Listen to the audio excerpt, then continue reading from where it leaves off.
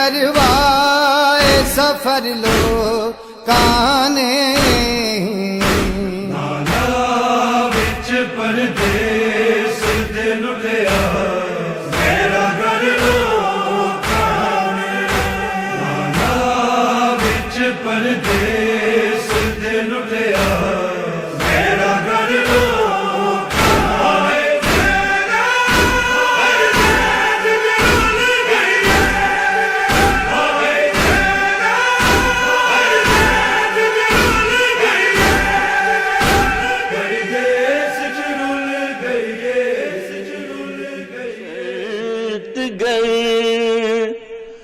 سجدے میں سر کٹانے کی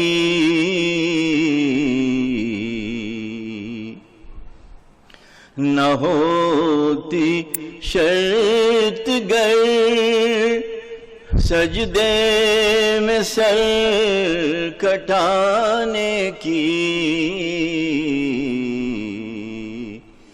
خدا گواہ ہے لاکھوں حسین بن جاتے خدا گواہ ہے لاکھوں حسین بن جاتے نہ تھے مگر دلے درود بر محمد والے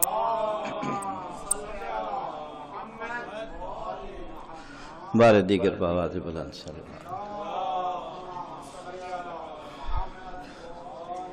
علامہ رشید ترابی کا ایک سلام ہے، اس کے چند شعر پیش کر رہا ہوں، پھر ایک مرتبہ صلوات ارشاد فرما دیجیے۔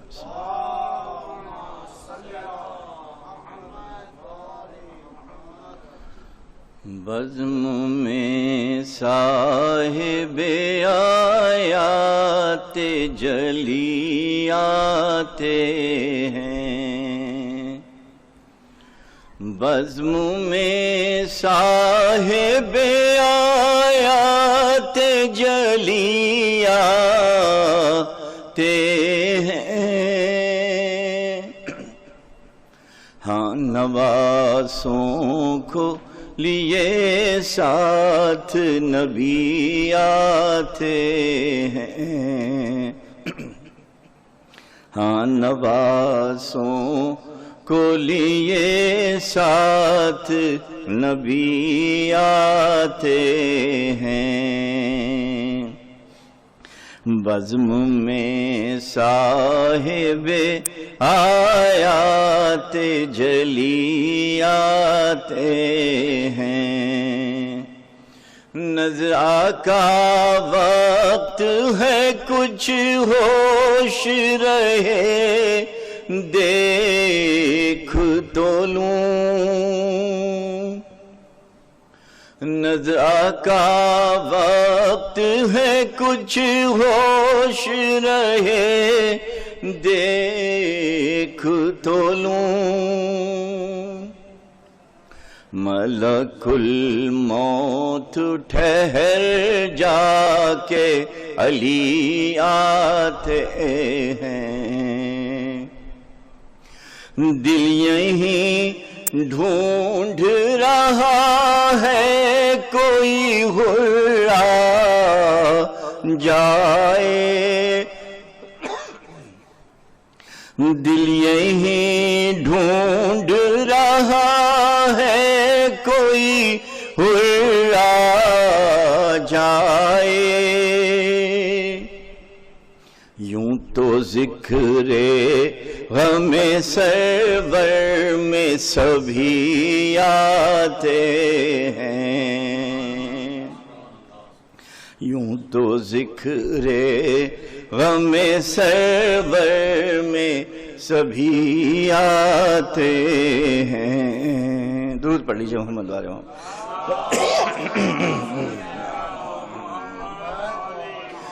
جب نبی دیتے ہیں آواز ابو طالب کو، جب نبی دیتے ہیں آواز ابو طالب کو، سب لرزتے ہیں کہ اب حق کے ولی آتے ہیں، سب لرزتے ہیں کہ اب حق کے ولی آتے ہیں۔ تھی سکینہ کی صدا قافلے والوں ٹھہرو، بابا اصغر کو لیے ساتھ ابھی آتے ہیں، شان دیکھو تو سواری کی ذرا اٹھ کے رباب، تیر گردن پہ ہے اور لب پہ ہنسی آتے ہیں، لفظ کی وسعت مفہوم کو پھر دیکھ رشید، دل میں جب صاحب اسرار خفی آتے ہیں، ہاں نوازوں کو لیے ساتھ نبی آتے ہیں۔ درود بر محمد۔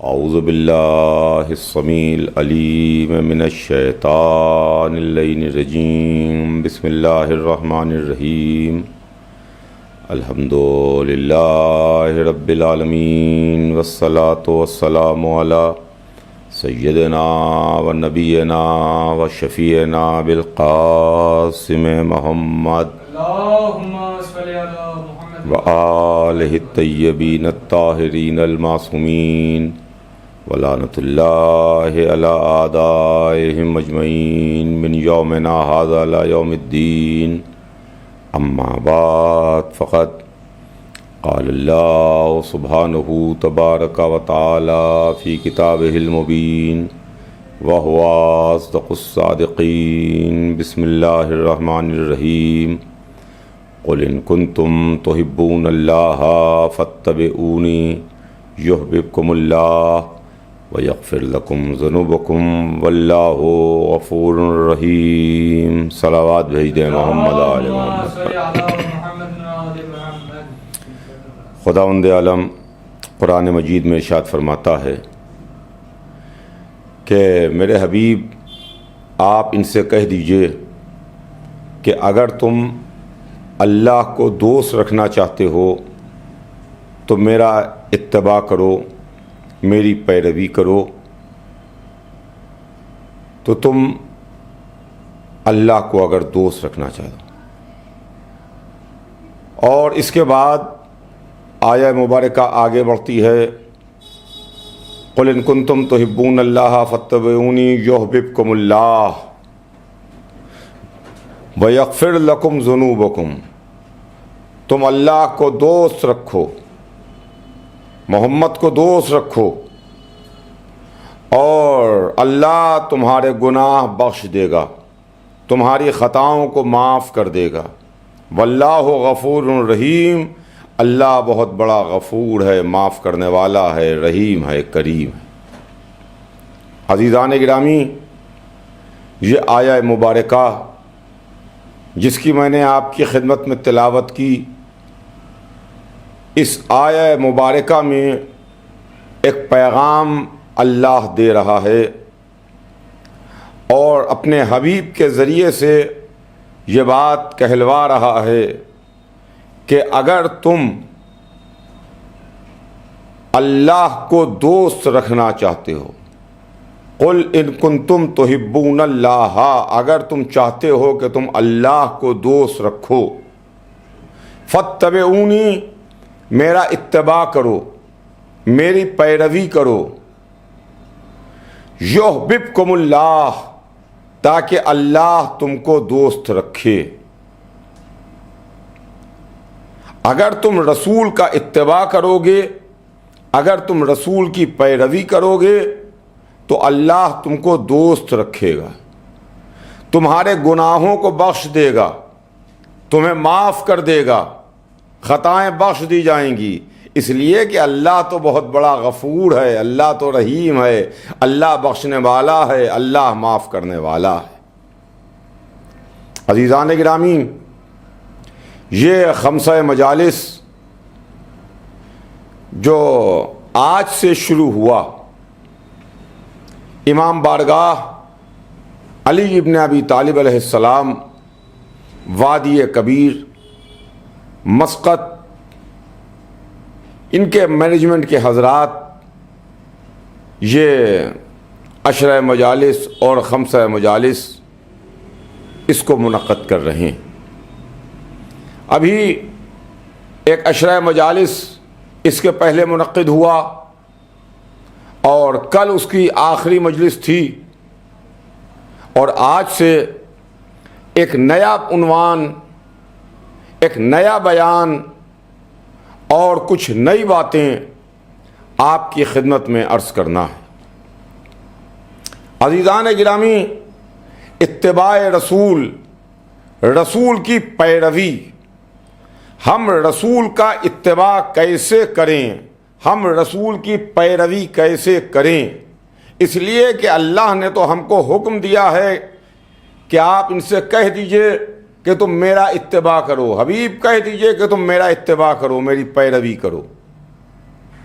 عزیزوں، رسول کا اتباع اور اللہ کی دوستی یہ ہمارے لیے ذریعہ نجات ہیں، یہ ہماری نجات کا ذریعہ ہیں، یہ ہماری نجات کے لیے وسیلہ ہیں کہ اللہ کی دوستی مل جائے اور رسول کی پیروی اور رسول کا اتباع ہو جائے۔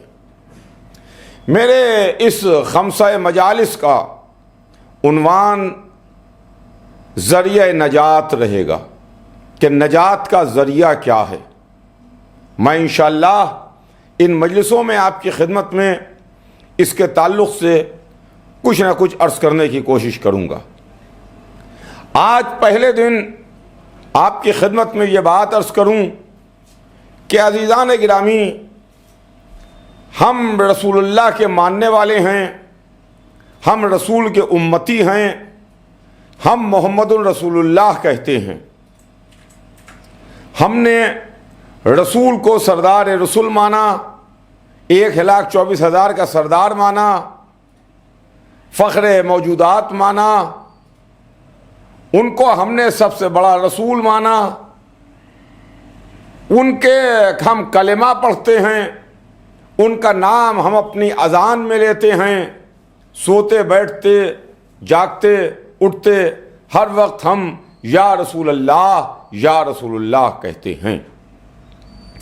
لیکن کسی کے بارے میں معلوم کرنا، کسی کا اتباع کرنا، کسی کی پیروی کرنا، یہ کیسے کی جائے، اس کے بارے میں ہم کو کیسے پتہ چلے؟ سب سے پہلے ہم رسول اللہ کے متعلق معلوم کریں کہ رسول اللہ کی سیرت مبارکہ کیا ہے۔ اس لیے کہ سیرت محمد کے سلسلے میں تاریخ میں اختلافات ہیں، الگ الگ مورخین نے، الگ الگ رائٹرز نے، الگ الگ لکھنے والوں نے رسول اللہ کی الگ الگ سیرت پیش کی ہے۔ کسی نے الگ رسول کی سیرت پیش کی، کسی نے الگ انداز سے رسول کی سیرت کو پیش کیا، کسی نے الگ انداز سے رسول کی سیرت کو پیش کیا۔ میں آپ کی خدمت میں وہ تمام باتیں جو اختلافی ہیں رسول کے سلسلے میں وہ اس وقت نہیں عرض کر رہا ہوں، لیکن میں رسول کی سیرت کے سلسلے میں وہ اپنا وہ نظریہ آپ کی خدمت میں پیش کرنا چاہتا ہوں کہ جس نظریے کو عالم اسلام میں ہم مانتے ہیں، اور جس نظریے کو وہ لوگ مانتے ہیں کہ جو غدیر کے قائل ہیں، جو علی ولی اللہ کے قائل ہیں، جو یہ مانتے ہیں کہ رسول اللہ کی سرکار سے منتخب ہو کے آئے ہیں، جو یہ مانتے ہیں کہ وہ رسول ہیں۔ ہم رسول کی زندگی اور رسول کے حالات کو کب سے دیکھیں؟ ظاہری طور پر حضور سرور کائنات سن 1 عام الفیل میں ہمارے درمیان تشریف لائے اور سن 11 ہجری کو ہمارے درمیان سے رخصت ہو گئے، تشریف لے گئے۔ یہ رسول اللہ کی ظاہری زندگی ہے جو سن 1 عام الفیل سے شروع ہوئی اور سن 11 ہجری میں جا کے تمام ہوئی۔ وہ جو اللہ کا سب سے بڑا رسول ہے، وہ جو کائنات عالم و آدم میں سب سے بڑا ہے، وہ جس کے صدقے میں کائنات کو خلق کیا گیا، وہ سن 1 عام الفیل میں ہمارے درمیان آیا اور سن 11 ہجری میں ہمارے درمیان سے رخصت ہو گیا۔ لیکن کیا ہم سن 1 عام الفیل سے سن 11 ہجری تک کی رسول اللہ کی سیرت دیکھیں؟ کیا سن 1 عام الفیل سے سن 11 ہجری تک ہی رسول کی کریکٹر ہے؟ کیا صرف یہی رسول کی سیرت ہے؟ اگر ہم سن 1 عام الفیل سے سن 11 ہجری تک کے ہم دیکھیں گے تو یہ بہت بڑی ناانصافی ہو جائے گی رسول کے ساتھ۔ اس کے متعلق ذرا سا ہم اور پیچھے چلیں گے، تھوڑا اور پیچھے جا کے ہم اس کو دیکھیں اور اس کو جا کر کے معلوم کریں۔ تو ہم کس سے دریافت کریں، کس سے ہم معلوم کریں؟ ہم نے عالم اسلام سے پوچھا، ہم نے مسلمانوں سے پوچھا، ہم نے مکے والوں سے پوچھا، ہم نے خاندان والوں سے پوچھا، تو انہوں نے ہم کو رسول اللہ کی حیات اور رسول اللہ کی زندگی سن 1 عام الفیل سے بتائی۔ یعنی وہ سال جس سال ابرہے نے خانہ کعبہ پر ہاتھیوں سے حملہ کرنے کی کوشش کی ہے، اور جس سال ابابیلوں کے لشکر نے آ کر کے ان بڑے بڑے ہاتھیوں پر اٹکڑیوں کو برسایا تھا اور وہ ایسے ہو گئے جیسے چبایا ہوا بھوسا ہوتے ہیں، اسی سال حضور سرور کائنات کی ولادت ہوئی ہے، جس سال ابرہے نے خانہ کعبہ پر آ کے حملہ کیا تھا۔ لیکن جب ہم اس کے پیچھے جائیں گے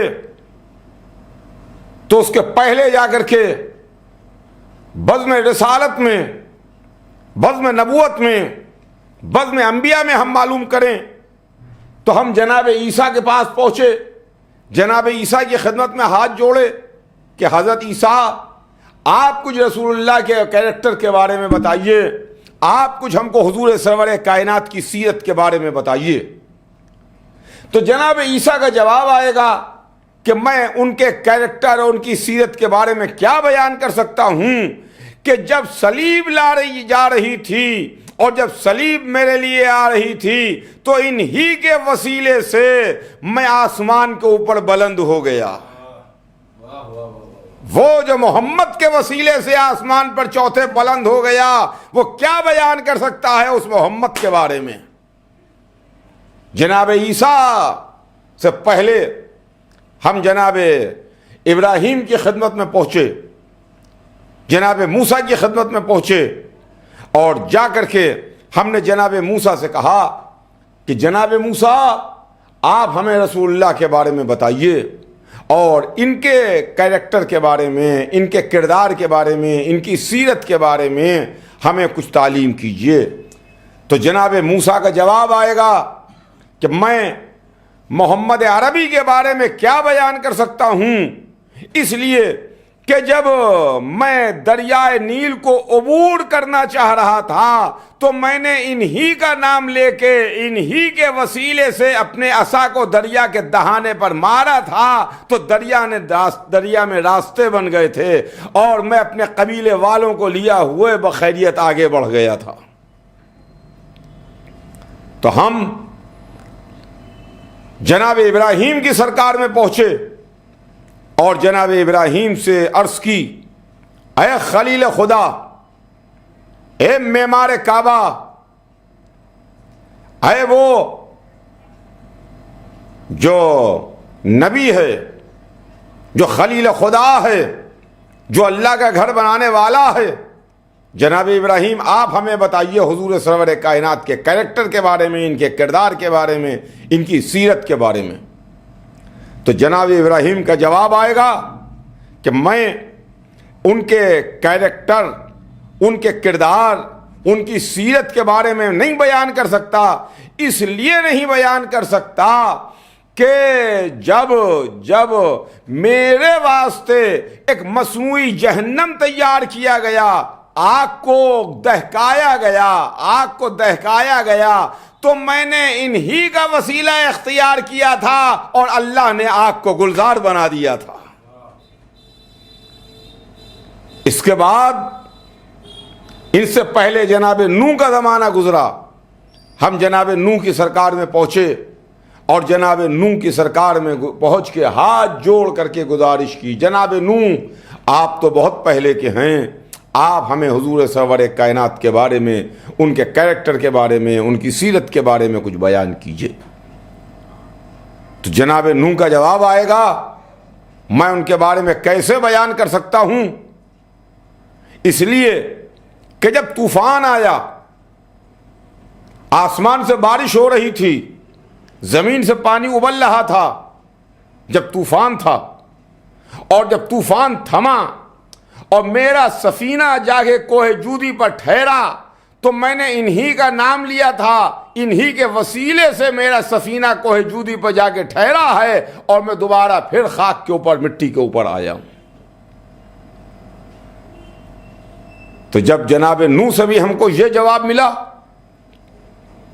تو ہم یہ سوچ کے حضرت آدم کی خدمت میں پہنچے کہ حضرت آدم آپ تو ابو البشر ہیں، آپ تو انسانوں کے باپ ہیں، آپ پہلے ہادی ہیں، آپ پہلے رہبر ہیں، آپ پہلے خلیفہ ہیں، آپ ہمیں حضور سرور کائنات کی سیرت کے بارے میں بتائیے۔ تو جناب آدم کا شاید جواب آئے کہ میں ان کے کریکٹر، ان کے کردار، ان کی سیرت کے بارے میں نہیں بتا سکتا، اس لیے کہ میں نے جب عرش اعظم الہی کو دیکھا، اس پر کچھ نام لکھے ہوئے دیکھے تو اس میں ایک نام حضور سرور کائنات کا نام تھا، محمد کا نام تھا۔ میں نے جب دنیا میں آ کے سب سے پہلے پڑھا تو نام محمد پڑھا ہے۔ تو میں بہت پریشان ہوا کہ اب رسول کا کریکٹر اور رسول کی سیرت کس سے جا کے معلوم کریں۔ تو ہم سردار ملائکہ کے سردار جناب جبرائیل کی خدمت میں پہنچے اور جناب جبرائیل سے ہاتھ جوڑ کے عرض کی کہ جناب جبرائیل آپ تو ملائکہ کے سردار ہیں، آپ ہمیں رسول اللہ کے بارے میں، ان کی سیرت کے بارے میں بیان کیجئے۔ تو جناب ابراہیم کا جواب آئے گا کہ میں کیسے رسول کی سیرت بیان کر سکتا ہوں، اس لیے کہ جب اللہ نے مجھے خلق کیا اور جب میں خلق ہوا تو میں نے ایک نور کو چمکتے ہوئے دیکھا، میں نے چاہا کہ اس نور کو سجدہ کروں، اس نور کے سامنے پیشانی جھکاؤں، تو اس نور نے تسبیح شروع کر دی۔ اس نور کی تسبیح کو دیکھ کے ہم نے تسبیح شروع کر دی۔ ہم اس نور کے بارے میں، اس رسول کے بارے میں، اس کریکٹر کے بارے میں کیسے بیان کر سکتے ہیں کہ جو ہمارا استاد ہے؟ اب عزیزان گرامی، بڑا اہم معاملہ یہاں پر آ گیا کہ نہ آدم کے ذریعے سے ہمیں معلوم ہو پایا، نہ نوح، ابراہیم، موسیٰ، عیسیٰ کے ذریعے سے ہم کو سیرت کے بارے میں کچھ معلوم ہو سکا، نہ جناب ابراہیم کے ذریعے سے معلوم ہو سکا، نہ جناب موسیٰ و عیسیٰ کے ذریعے سے معلوم ہو سکا، نہ جناب جبرائیل ہمیں بتا سکے۔ تو ہم بہت پریشان ہوئے کہ معبود اب ہم کس کے ذریعے سے معلوم کریں۔ ہم بہت پریشان تھے تو ہم نے ہاتھ جوڑ کے اپنے خالق، اپنے پیدا کرنے والے معبود کی سرکار میں عرض کی کہ معبود تو بتا دے، تو بتا دے۔ تو عزیزان گرامی ایک مرتبہ جب ہم نے اللہ سے کہا تو اللہ نے کہا کہ دیکھو قرآن پڑھو، قرآن پڑھو، اور قرآن میں محمد کے کیریکٹر کو، محمد کی سیرت کو بیان کر دیا گیا۔ اور جب ہم نے قرآن کی تلاوت کی تو ہم کو یہ آیت ملی کہ ما محمد الا رسول، محمد نہیں ہے مگر رسول۔ عزیزان گرامی یہ قرآن ہے، ما محمد الا رسول، محمد نہیں ہے مگر رسول۔ عجیب و غریب بات ہے، عجیب و غریب چیز ہے۔ دیکھیے یہ قرآن ہے جو زبان و بیان کا معجزہ ہے۔ قرآن کیا کہہ رہا ہے؟ محمد نہیں ہے مگر رسول۔ پالنے والے تو زبان کا خالق ہے، بیان کا خالق ہے، لفظوں کا خالق ہے، جملوں کا خالق ہے، تو کہہ دے کہ محمد رسول ہیں، محمد رسول ہیں، مگر دونوں میں فرق ہو جائے گا، محمد رسول ہیں یا محمد نہیں ہیں مگر رسول۔ غور کیجئے گا عزیزان گرامی، محمد نہیں ہے مگر رسول، محمد رسول ہیں۔ اب دونوں میں فرق ہو گیا۔ فرق کیا ہے کہ محمد رسول ہیں تو بھائی رسول ہیں محمد۔ جیسے ایک جج ہے، وہ جس وقت عدالت میں جج کی چیئر پر، جج کی کرسی پر بیٹھا تو اس وقت وہ جج ہے، اس وقت جو وہ حکم دے اس کا حکم مانا جائے گا، جو ججمنٹ دے ججمنٹ مانا جائے گا۔ وہ کسی کو سولی پر چڑھانے کا آرڈر کر سکتا ہے، کسی کی جائیداد اگر غلط طریقے سے کسی کے پاس ہے تو اس کو دوسرے کے پاس ٹرانسفر کرنے کا آرڈر کر سکتا ہے، وغیرہ وغیرہ۔ جو صبح سے شام تک کے یہ فیصلے ججوں کے آتے ہیں، وہ جج بحیثیت جج کے، جج کی کرسی پر بیٹھ کر کے اگر فیصلہ سنائے تو وہ فیصلہ اس کا ججمنٹ ہوتا ہے جس کو مانا جاتا ہے۔ لیکن وہی جج صاحب جب اپنے گھر میں بیٹھ کر کے کسی کو ڈانٹیں تو پھر اس وقت ان کے فیصلے کو کوئی مانتا نہیں ہے۔ انہوں نے غصے میں آ کر کے گھر پر اپنے کہہ دیا کہ میں تم کو یہ سزا دے دوں گا، تو اس کو وہ سزا ملتی نہیں ہے۔ سزا اسی وقت ملتی ہے کہ وہ جب جج کی چیئر کے اوپر بیٹھا ہوا ہو، عدالت میں بیٹھا ہو، کورٹ میں بیٹھا ہوا ہو۔ عزیزان گرامی، اللہ اگر یہ کہتا کہ محمد رسول ہیں تو پھر یہی ہوتا کہ جتنی دیر کار رسالت انجام دیں، جب اللہ کی طرف سے حکم آئے، جب کوئی پیغام آئے، جب کوئی پیغام پہنچائیں، جب کوئی الہی بات بتائیں، جب کوئی قرآن کی آیت سورہ سنائیں، بس اس وقت رسول ہیں۔ لیکن اس کے علاوہ دنیا کہتی کہ نہیں بھائی اب یہ تو رسول نہیں ہیں، مگر قرآن نے عجیب و غریب جملہ فرما دیا، عجیب و غریب بات کہہ دی کہ ما محمد الا رسول، محمد نہیں ہے مگر رسول۔ اس کا مطلب یہ ہے کہ ہر وقت رسول ہیں، سوئیں تب بھی رسول، جاگیں تب بھی رسول، اٹھیں تب بھی رسول، بیٹھیں تب بھی رسول، صلح کریں تب بھی رسول، جہاد کریں تب بھی رسول، کسی کی تعظیم کو کھڑے ہوں تب بھی رسول، کسی کو پہلو میں بلا کے بٹھا لیں تب بھی رسول، کسی کو پہلو سے اٹھا دیں تب بھی رسول۔ ہر وقت یہ رسول ہیں، ما محمد الا رسول۔ تو قرآن میں خدا نے اپنے حبیب کے کیریکٹر کو اس طریقے سے پیش کر دیا، اس طرح پیش کر دیا کہ ما محمد الا رسول، محمد نہیں ہے مگر رسول ہیں، ہر وقت یہ رسول ہیں۔ اب یہیں سے ہم میں اور عالم اسلام میں ایک فرق پیدا ہو گیا، ایک نظریاتی فرق ہے۔ ہم وہ ہیں جو ہر وقت رسول کو رسول مانتے ہیں، ہر وقت رسول ہیں، اور عالم اسلام کہتا ہے کہ یہ جتنی دیر کار رسالت انجام دیں بس اتنی دیر رسول ہیں، جتنی دیر کار رسالت انجام دیں اتنی دیر یہ رسول ہیں۔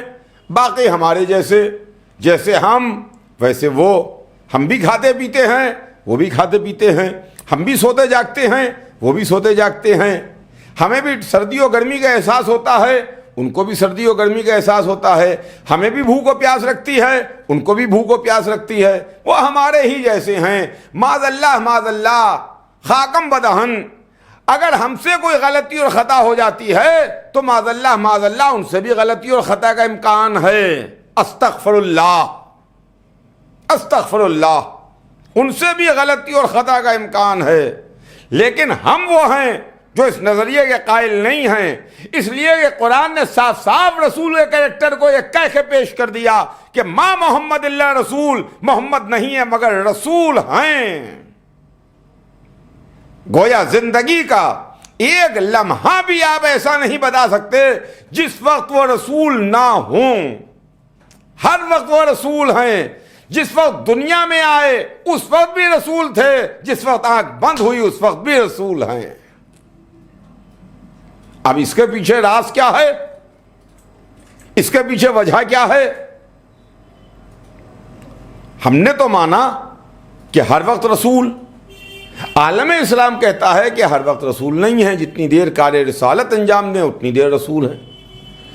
تو اب ایک دوسرا سوال یہاں پر پیدا ہوتا ہے، اور دوسرا سوال یہ پیدا ہوتا ہے کہ دین اللہ کا ہے، پیغام اللہ کا ہے، رسول کو اللہ نے بھیجا ہے، جس کام پر ڈپیوٹ ہوئے ہیں، معمول ہوئے، وہ اللہ کی طرف سے منتخب کیا ہوا کام ہے، الہی کام ہے، جس کام کو کرنے کے لیے رسول اللہ تشریف لائے۔ تو اب یہ پتہ کیسے چلے کہ رسول اللہ نے کتنی دیر کس وقت کار رسالت انجام دیا؟ سوال پیدا ہوتا ہے کہ کتنی دیر کار رسالت انجام دیا، کس وقت کار رسالت انجام دیا؟ ان کا کہ جتنی دیر کار رسالت انجام دیں بس اتنی دیر ان سے غلطی اور خطا نہیں ہو سکتی ہے۔ تو یہ پتہ کیسے چلے گا کہ رسول اللہ اتنی دیر کار رسالت انجام دے رہے ہیں؟ دن میں 4 گھنٹے کار رسالت انجام دیتے ہیں، دن میں 6 گھنٹے کار رسالت انجام دیتے ہیں۔ جیسے آدمی جاب کرتا ہے، ڈیوٹی پہ جاتا ہے، ان کا 10:30 بجے دن سے لے کر کے شام کو 5 بجے تک ہمارے ڈیوٹی آورس ہیں۔ تو اب یہ دن میں 10:30 بجے سے لے کے شام کو 5 بجے تک یہ ڈیوٹی آور ہیں، یہ کام کا وقت ہے، ہم جاب کرتے ہیں، ہم ملازم ہیں۔ تو اتنی دیر تک کہ یہ ہمارا ٹائم ہماری نوکری کا ہے، ہماری ملازمت کا ہے۔ اس کے پہلے اور اس ٹائم کے بعد ہم آزاد ہیں، ہم جو چاہے کریں، مگر اس ٹائم لیمٹ میں ہم نوکری کرتے ہیں، اپنی جاب کرتے ہیں، جہاں ہم کام کر رہے ہیں، جس کے نوکر ہیں وہ کام کر رہے ہیں۔ تو پتہ کیسے چلے کہ کتنی دیر انہوں نے کار رسالت انجام دیا؟ ہمیں اللہ نے تو بتایا نہیں کہ میرا حبیب کس وقت، آیتیں تو ہر وقت آئیں، دن میں بھی آیت آئی، رات کو بھی آیت آئی، صبح بھی آیت آئی، شام کو بھی آیت آئی، سفر میں بھی آئی، گھر میں بھی آئی، میدان میں بھی آئی، امن کے عالم میں بھی آئی، جنگ کے حالت میں بھی آئی۔ توجہ چاہوں گا عزیزان گرامی، پتہ کیسے چلے؟ اب اس کے پیچھے ایک راز کیا ہے وہ سنتے چلیے اور بات کو اپنی آگے بڑھا دوں۔ معاملہ یہ ہے کہ رسول اللہ کی زندگی میں رسول اللہ کبھی قرآن کی آیت آئی تو آیت پہنچائی، سورہ آیا سورہ پہنچایا، حکم آیا حکم پہنچایا، نماز کا حکم آیا بتایا رسول نے، روزے کا حکم آیا رسول نے پہنچایا، حج کا حکم آیا رسول نے بتایا، اطاعت والدین کی بات آئی رسول نے بتائی، پڑوسی کے حقوق کی بات آئی رسول نے پہنچایا، کیا کرنا چاہیے رسول نے بتایا، کیا نہیں کرنا چاہیے یہ رسول نے بتایا، وغیرہ وغیرہ۔ یہ ہو رہا ہے کار رسالت انجام۔ لیکن اسی کے ساتھ ساتھ رسول کبھی بیٹی کے دروازے پر جا کر کے سلام کرتے ہیں، کبھی حسنین کے واسطے مسجد میں مرکب بنتے ہیں، کبھی حسین کو لے کر کے ممبر پر آتے ہیں، کبھی اپنے بچوں کو زانو پر بٹھاتے ہیں، کبھی علی کو دوش پر بلند کرتے ہیں۔ اب ہماری سمجھ میں یہ آتا ہے کہ شاید عالم اسلام کو رسول اللہ کا یہ عمل ناپسند تھا، اسی واسطے کہہ دیا کہ جتنی دیر کار رسالت انجام دیں اتنی دیر رسول ہیں۔ گویا جس وقت بیٹی کے در پر آ کے سلام کریں اس وقت رسول نہیں ہیں، جب علی کو دوش پر بلند کریں اس وقت رسول نہیں ہیں، جب حسنین کے واسطے مسجد میں مرکب بنے تو اس وقت رسول نہیں ہیں، جب حسین کے لیے سجدے کو طول دیں تو اس وقت رسول نہیں ہیں۔ اور کیجئے گا عزیزان گرامی، مگر اللہ کیا کہہ رہا ہے، قرآن کیا اعلان کر رہا ہے کہ ما محمد اللہ رسول، محمد نہیں ہے مگر رسول۔ اللہ اکبر، اللہ اکبر، ہر وقت رسول ہے۔ ہم ان کو 40 برس کے سن سے رسول نہیں مانتے۔ ہمارے پاس یہ عقیدہ نہیں ہے کہ 40 برس کے سن میں جب ایک دن جبرائیل آئے اور جبرائیل نے آنے کے بعد کہا کہ تم رسول ہو تو فرشتوں کو دیکھ کر کے رسول ڈر گئے۔ رسول اللہ معاذ اللہ فرشتوں کو دیکھ کر کے ڈر گئے اور اپنی زوجہ جناب ختیجہ سے کہا کہ مجھے چادر دے دو، چادر دے دو، چادر دے دو، چادر اڑھا دو۔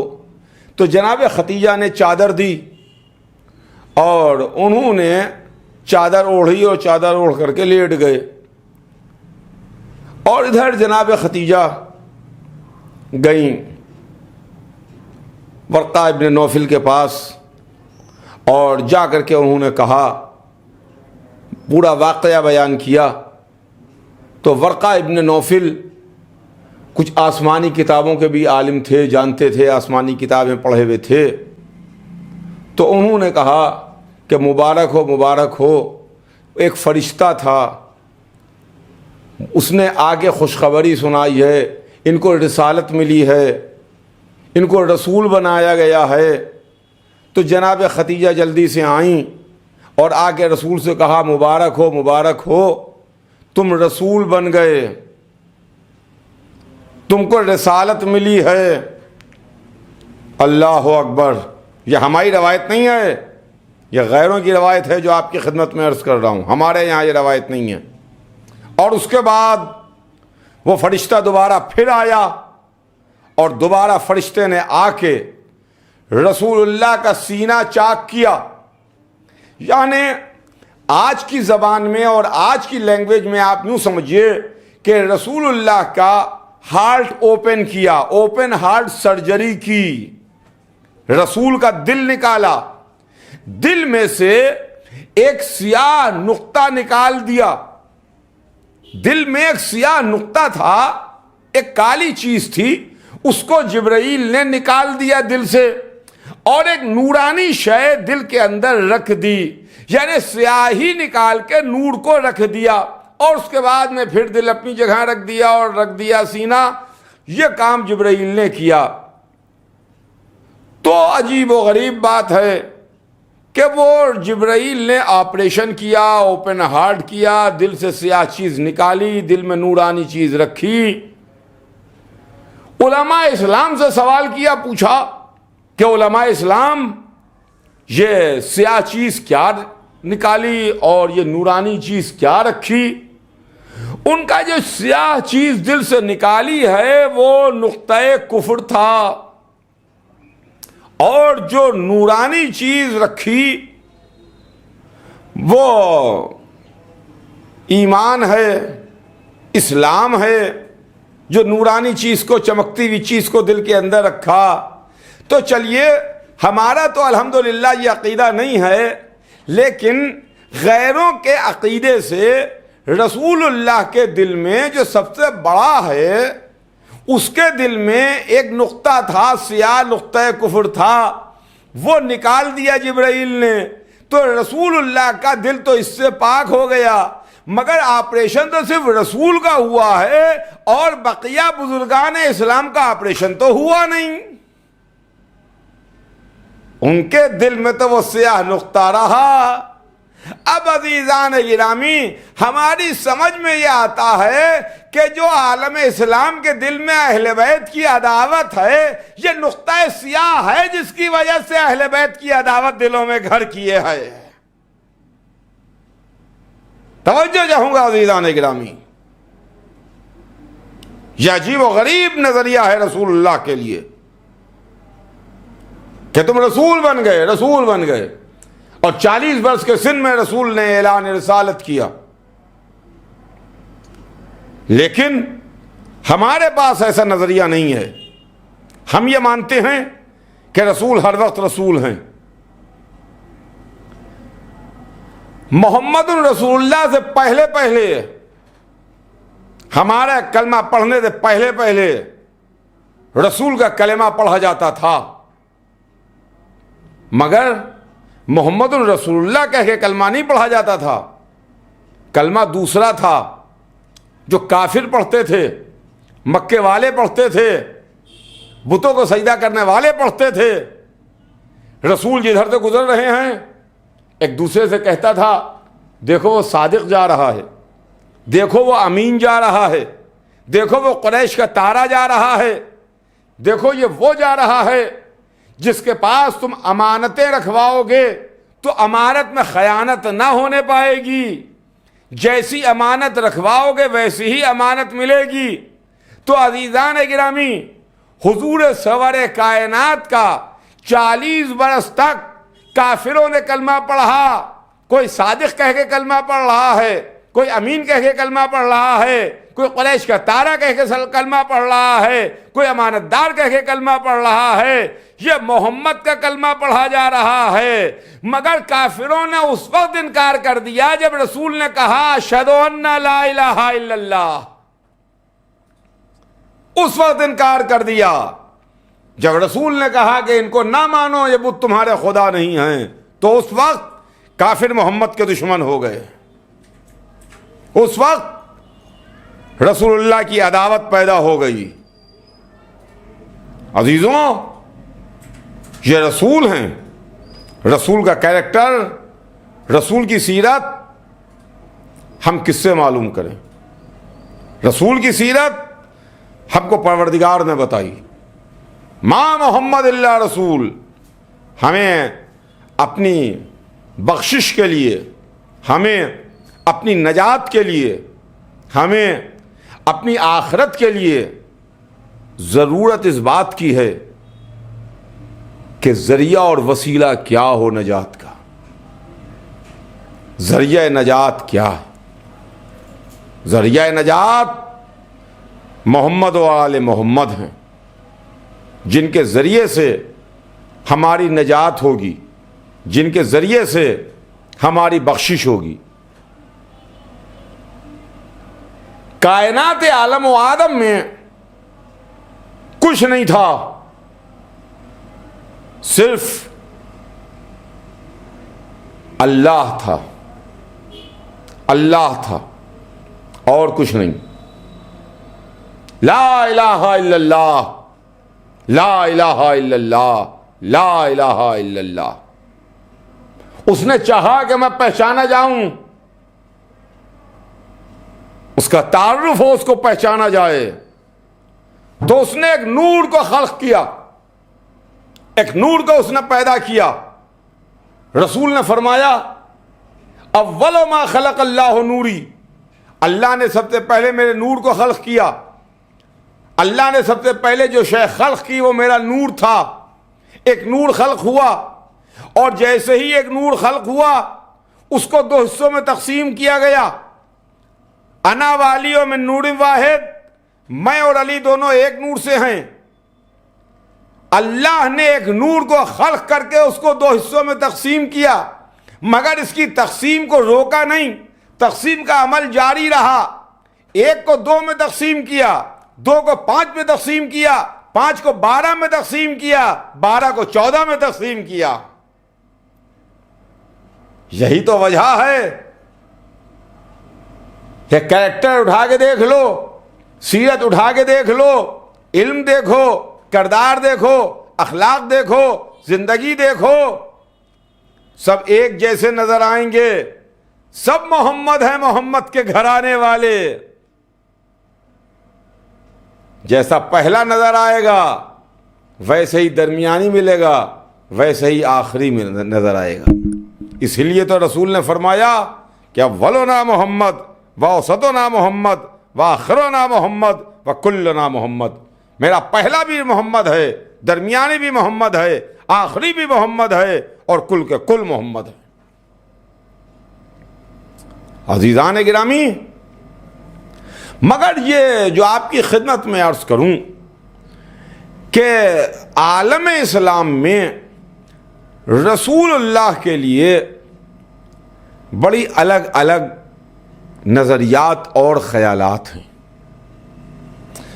ہم تو زبان سے صرف کہتے ہیں کہ ہمارے رسول سب سے افضل ہیں، ہمارا رسول سب سے افضل، لیکن ہمارے عمل سے، ہمارے عقیدے سے، ہمارے قول سے اس سے یہ بات ثابت نہیں ہوتی ہے. ہم صرف دعویٰ کرتے ہیں کہ ہمارا رسول سب سے افضل ہے، 1,24,000 سے افضل، آدم سے افضل، نوح سے افضل، ابراہیم سے افضل، موسیٰ سے افضل، عیسیٰ سے افضل، تمام نبیوں سے حضور سرور کائنات افضل ہیں. یہ صرف زبانی دعویٰ نہیں ہے، ہم اس کے پیچھے دلیل رکھتے ہیں. مگر عالم اسلام کا معاملہ عزیزوں یہ ہے کہ یہاں صرف زبانی دعویٰ ہے، دلیل ان کے پاس کچھ نہیں ہے. دلیل ہمارے پاس ہے. دنیا میں ہم نے دیکھا، تاریخ اسلام میں ہم نے دیکھا، اسلامی ہسٹری جب پڑھی اس میں ہمیں نظر آیا کہ جتنے بھی رہبر گزرے ان کے ماننے والوں نے ان کو بڑھا چڑھا کے ان کے مرتبے اور کریکٹر کو پیش کیا، جو ان کا حقیقت میں ہے اسلامی فریم ورک میں اس کو پیش کیا، ان کے مرتبے کو گھٹایا نہیں. جناب عیسیٰ کے ماننے والے جناب عیسیٰ کے مرتبے کو گھٹاتے نہیں. جناب موسیٰ کے ماننے والوں نے جناب موسیٰ کے کریکٹر کو، ان کے مرتبے کو گھٹایا نہیں. جناب ابراہیم کے ماننے والوں نے جناب ابراہیم کے مرتبے کو، عظمت کو، جلالت کو کم نہیں کیا، گھٹایا نہیں. یہ کیسے مسلمان ہیں کہ جو اپنے رسول کے کریکٹر کو، عظمت کو، مرتبے کو، شان کو، جلالت کو گھٹاتے ہیں، گھٹاتے ہیں. یہ گھٹانا نہیں ہے تو اور کیا ہے کہ محمد ہمارے جیسے ہم ویسے رسول.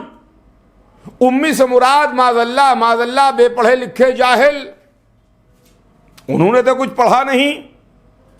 جس کے سینے پر اللہ نے قرآن جیسی کتاب کو نازل کیا، جس نے فرمایا کہ انا مدینۃ العلم وعلی بابھا، عالم اسلام نے اس کے متعلق یہ کہنا شروع کیا کہ معاذ اللہ یہ بے پڑھے لکھے ہیں، یہ جاہل ہیں. امی سے مراد بے پڑھا لکھا اور جاہل تصور کیا. لیکن اگر ہم دیکھیں اور غور کریں تو ہمیں نظر آئے گا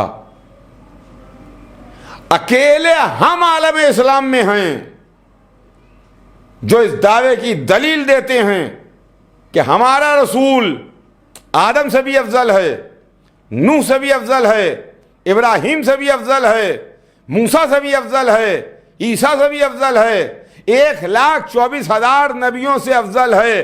اگر افضل نہ ہوتا تو سردار رسول کیسے ہوتا؟ توجہ چاہوں گا عزیزان گرامی، اگر افضل نہ ہوتا تو رسولوں کا سردار کیسے ہوتا؟ سردار رسول ہیں، اللہ ان کو رسولوں کا سردار کیسے بناتا؟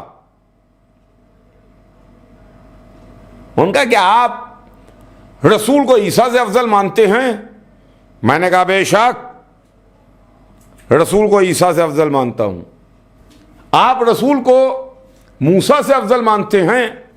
میں نے کہا بے شک میں حضور سرور کائنات کو جناب موسیٰ سے افضل مانتا ہوں۔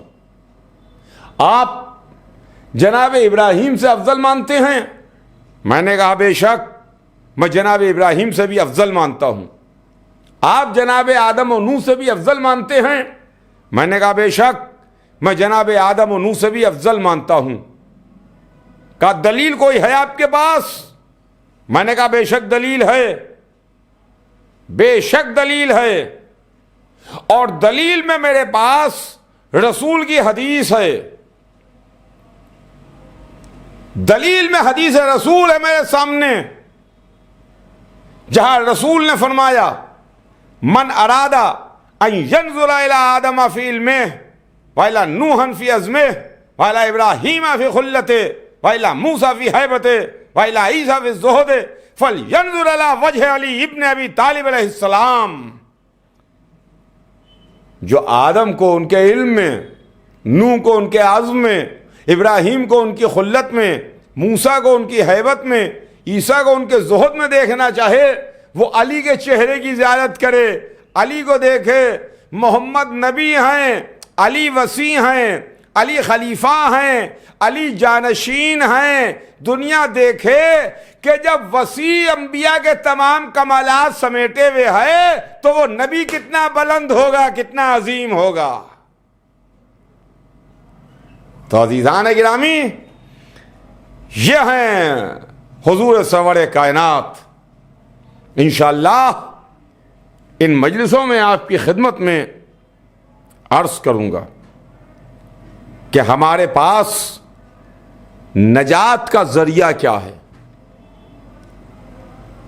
ہم اپنی نجات چاہتے ہیں، ہم اپنی بخشش چاہتے ہیں، اس لیے کہ ہم چند دن کے واسطے اس دنیا میں آئے ہیں۔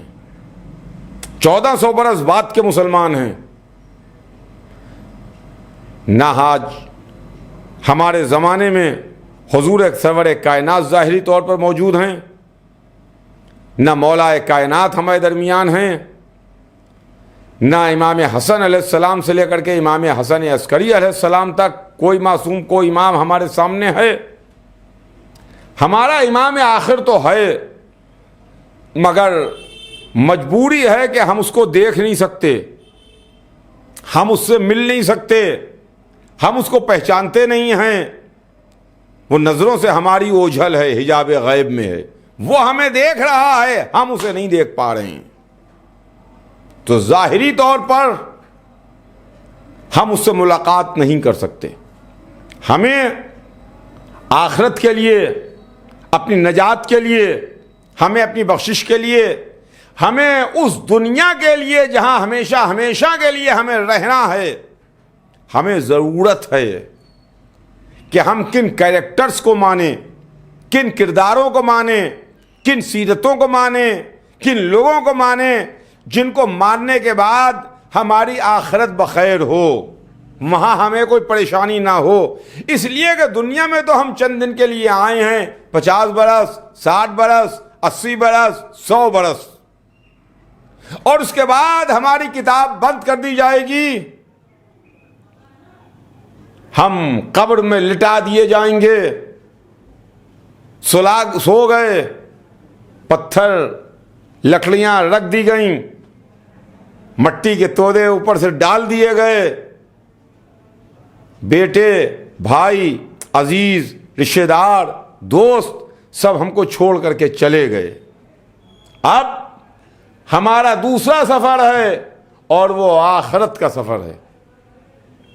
اس میں ایسا نہ ہو کہ ہمیں تکلیف اٹھانا پڑے، ہمیں پریشانی اٹھانا پڑے۔ ہم دنیا میں کچھ خریدنے کے لیے جاتے ہیں تو بہت دیکھ بھال کے خریدتے ہیں، کپڑا دیکھ بھال کے خریدتے ہیں، سونا دیکھ بھال کے خریدتے ہیں، ضروریات زندگی کا سامان دیکھ بھال کے خریدتے ہیں۔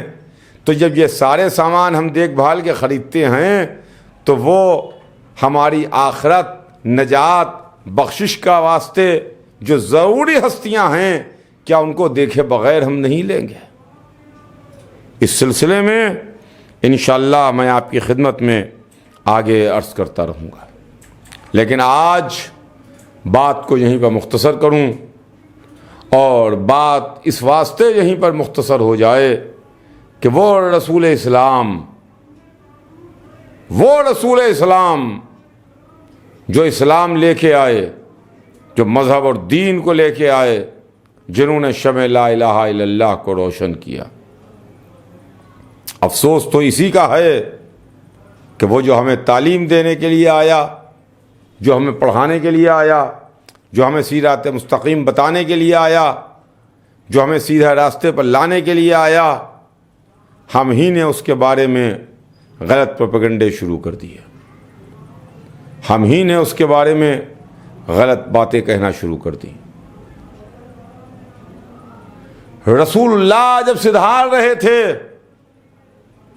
دنیا سے تشریف لیے جا رہے تھے، رسول کے وقت آخر کیا کیفیت تھی؟ ایک شور تھا، رسول آرڈر دے رہے ہیں، حکم دے رہے ہیں، مگر حکم کو مانا نہیں جا رہا ہے۔ ایک لشکر ترتیب دلوایا اسامہ کی سرپرستی میں، لشکر کو بھیج رہے ہیں رسول، مگر لشکر نہیں جا رہا ہے۔ رسول پوچھ رہے ہیں کہ لشکر والے گئے کہ نہیں گئے، جواب آتا ہے کہ نہیں گئے۔ رسول قلم و کاغذ مانگتے ہیں، لاؤ قلم و کاغذ دے دو تاکہ میں تمہارے لیے کچھ تحریر کر دوں، تاکہ تم میرے بعد گمراہ نہ ہو، تم میرے بعد بھٹکو نہیں، تمہاری نجات کے واسطے میں کچھ لکھ دوں۔ تو نہ رسول کو قلم دیا جاتا ہے، نہ رسول کو کاغذ دیا جاتا ہے۔ عزیزوں، کل انشاءاللہ آپ کی خدمت میں عرض کروں گا، اس لیے کہ کل کی وہ تاریخ ہے جو رسول اللہ اور امام حسن علیہ السلام دو معصوموں کی غم کی تاریخ ہے۔ لیکن آج بس یہیں پہ بات تمام کہ رسول جنہوں نے دین کو پھیلایا، اسلام کو پھیلایا، ایک دن اپنے بیت الشرف میں تشریف فرما تھے، بیٹی بھی موجود تھی، اچانک رسول نے گریہ کرنا شروع کیا۔ تو بیٹی نے سوال کیا، بابا یہ اچانک گریے کا کیا سبب ہے؟ تو رسول نے پہلے منع کیا، بیٹی یہ مجھ سے نہ پوچھو، لیکن جب بیٹی کا اصرار بڑھا اور بیٹی نے اپنے حق کی قسم دی تو رسول نے جواب دیا، میری بیٹی ابھی جبرائیل امین آئے تھے اور خبر شہادت حسین سنائی ہے کہ آپ کا بیٹا، آپ کا نواسا حسین کربلا میں 3 دن کا بھوکا اور پیاسا شہید کیا جائے گا۔ بیٹی نے سنا اور بابا سے سوال کیا، بابا یہ واقعہ کب ہوگا؟ رسول نے جواب دیا، بیٹی اس وقت نہ تم ہوگی، نہ میں ہوں گا، نہ علی ہوں گے، نہ حسن ہوں گے۔ تو بیٹی نے سوال کیا، پوچھا، بابا میرے بچے پر روئے گا کون؟ میرے بچے پر آنسو کون بہائے گا؟ رسول خاموش ہو گئے۔ جبرائیل امین دوبارہ نازل ہوئے، رسول کی خدمت میں آئے کہ اللہ بات تحفہ درود و سلام کے کہلاتا ہے کہ فاطمہ سے کہہ دیجئے پریشان نہ ہوں، اللہ ایک ایسی قوم کو پیدا کرے گا، ایک ایسے گروہ کو پیدا کرے گا جو حسین پر روتے اور رلاتے رہیں گے، حسین پر آنسو بہائیں گے، حسین کا ماتم کریں گے۔ تو عزیزان گرامی، تاریخ لکھتی ہے کہ حسین بھی یہ منظر دیکھ رہے تھے اور یہ باتیں سن رہے تھے۔ تاریخ لکھتی ہے کہ ننھا شہزادہ چھوٹے چھوٹے ہاتھوں کو جوڑ کے اپنے نانا سے مخاطب ہوا، کہا، نانا جان، نانا جان، آپ کا میرے رونے والوں کے ساتھ کیا سلوک ہوگا؟ تو رسول نے جواب دیا، میرے لال، میں شفیع روز محشر ہوں گا، میں روز محشر تمہارے رونے والوں کی شفاعت کروں گا۔ اپنے بابا کی جانب، علی مرتضیٰ کی جانب متوجہ ہوئے کہ بابا آپ کا کیا سلوک ہوگا میرے رونے والوں کے ساتھ؟ تو علی نے جواب دیا میرے لال حسین میں ساقی حوض کوثر ہوں گا، قیامت کی تیز گرمی ہوگی، میدان محشر ہوگا، میں تمہارے چاہنے والوں کو سیراب کروں گا۔ اپنے بھائی امام حسن کی جانب متوجہ ہوئے کہ بھائی حسن آپ کا سلوک کیا ہوگا؟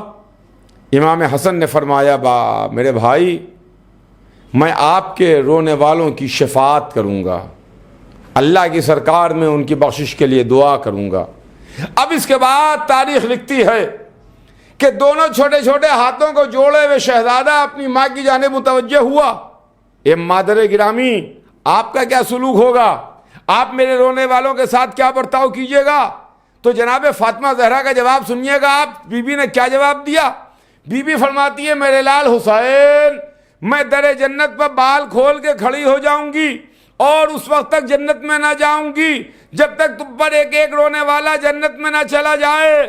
میں کہوں گا بی بی فاطمہ آپ سر کے بالوں کو نہ کھولیے، آپ کی بیٹیاں سر بڑھینا ہوں گی، زینب کے سر سے چادر چھنے گی، ام کلثوم بے ردا ہوگی، سکینہ کے کانوں سے گوشوارے چھنیں گے، ایک رسن میں 12 گلے ہوں گے، منادی ندا دے گا یہ زینب ہیں، یہ ام کلثوم ہیں، یہ علی کی بیٹیاں ہیں۔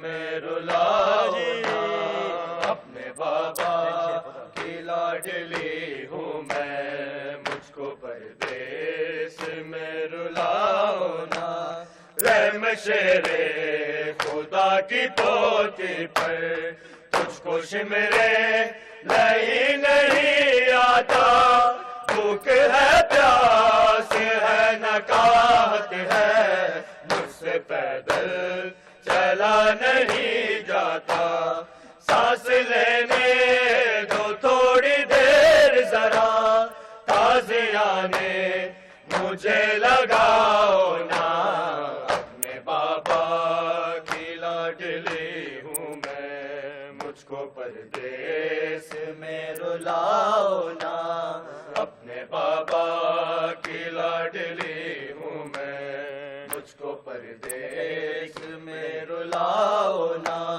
میں کلی ہوں نبی کے گلشن کی، مجھ کو تم نے بہت ستایا ہے، میرے بابا کو مار ڈالا ہے، رحم تم کو ذرا نہ آیا ہے، ہو گئی ہوں یتیم سہرا میں، ساتھ روا کے دوڑاؤ نا، اپنے بابا کی لاڈلی ہوں میں، مجھ کو پردیس میں رلاؤ نا، اپنے بابا کی لاڈلی ہوں میں، مجھ کو پردیس میں رلاؤ نا، میرے غازی چچا اگر ہوتے تو مجھے اس طرح ستاتا نا، مجھ کو بالوں سے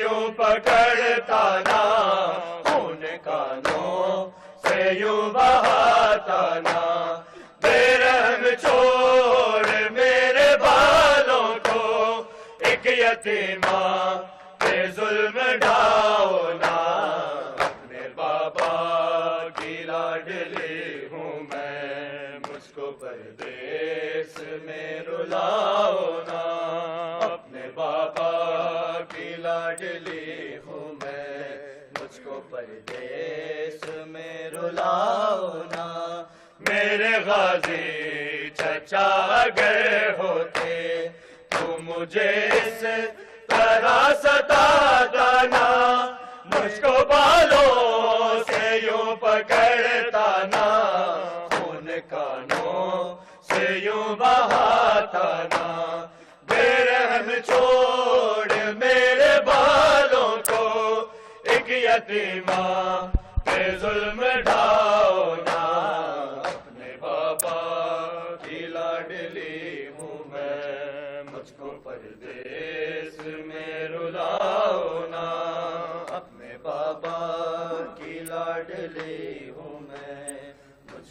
پردیس میں رلا اللہ جل اللہ جل اللہ جل یا امام اللہ جل اللہ جل اللہ جل اللہ جل یا امام اللہ جل اللہ جل اللہ جل اللہ جل یا امام اللہ جل اللہ جل اللہ جل اللہ جل یا امام اللہ جل اللہ جل اللہ جل اللہ جل یا امام اللہ جل ذکر تیرا نہ رکے گا نہ علم تیرا جھکے گا ذکر تیرا نہ رکے گا نہ علم تیرا جھکے گا تیرے در کے گداگر تو مددگار ہے مولا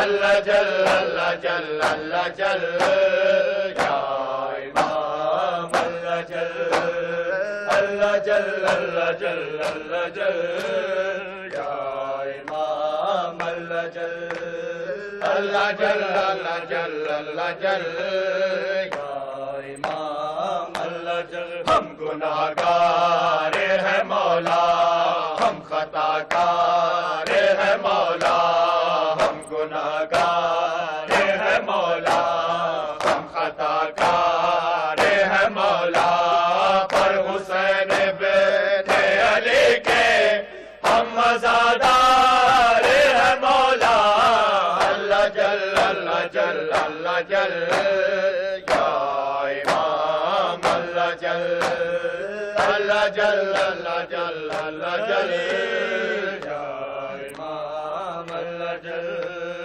اللہ جل اللہ جل اللہ جل یا امام اللہ جل تو سخی ابن سخی ہے بس دعا اپنی یہی ہے تو سخی ابن سخی ہے بس دعا اپنی یہی ہے ہم علی والے حسینی تیرے زوار ہے مولا اللہ جل اللہ جل اللہ جل یا امام اللہ جل اللہ جل اللہ جل اللہ جل یا امام اللہ جل اللہ جل اللہ جل اللہ جل یا امام اللہ جل جو بھی دشمن ہے عزا کے بدلے لے کر وہ بلا کے جو بھی دشمن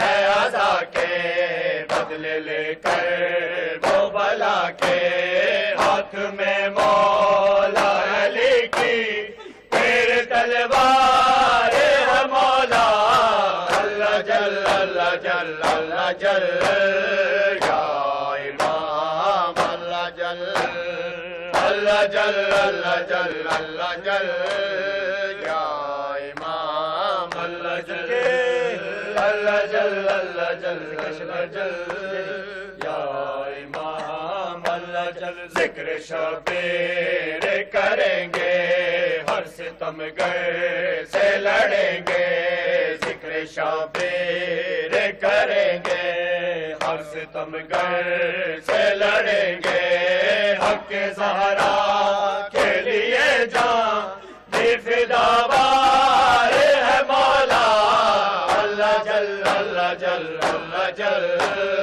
یا امام اللہ جل اللہ جل اللہ جل اللہ جل یا امام اللہ جل اللہ جل اللہ جل اللہ جل یا امام اللہ جل اذن مولا اب ذرا دے ہم کو مختار بنا دے اذن مولا اب ذرا دے ہم کو مختار بنا دے جو عزادار کا دشمن وہ سزاوار ہے مولا اللہ جل اللہ جل اللہ جل یا امام اللہ جل اللہ جل اللہ جل اللہ جل یا امام